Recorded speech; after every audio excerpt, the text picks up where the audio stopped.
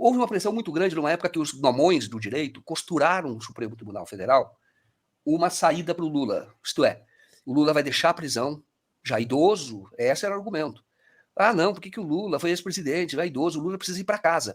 Que qualquer político gostaria de ter. Porque fica na casa, vai receber as pessoas, fica com a família e vai viver em casa o fim dos dias.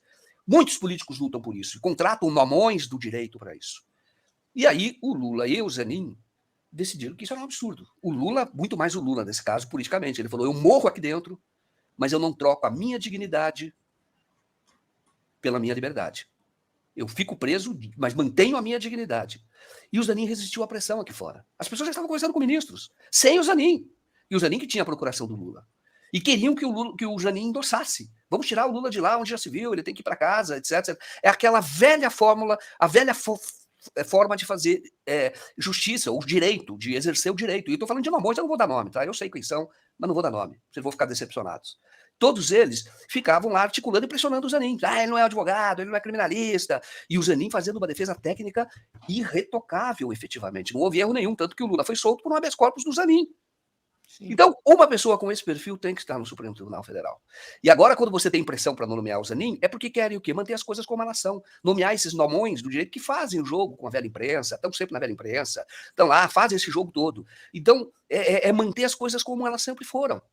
Como Sim. sempre foram, que é o caso do editorial do Globo. E, inclusive, o editorial do Globo fala de outros nomes da academia, porque poderia ser nomeado, ou o argumento que levou à nomeação do Joaquim Barbosa. Não, essas minorias perseguidas.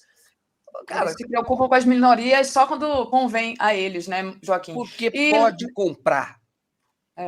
Faz uma série falando de identitarismo e agrada e compra. Compra não, às vezes, com dinheiro, compra com capa da Veja. O menino que mudou a história do Brasil, como fizeram com o Joaquim Barbosa, tá? Era a foto dele quando criança.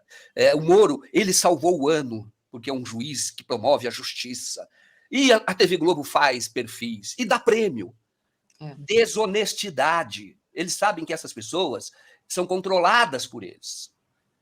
Pela vaidade, que no caso dos normões do direito, vaidade.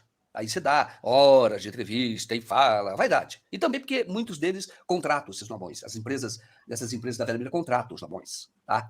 Esses nomões, entendeu? Então, e contratam. E o Zanin não fez nada disso.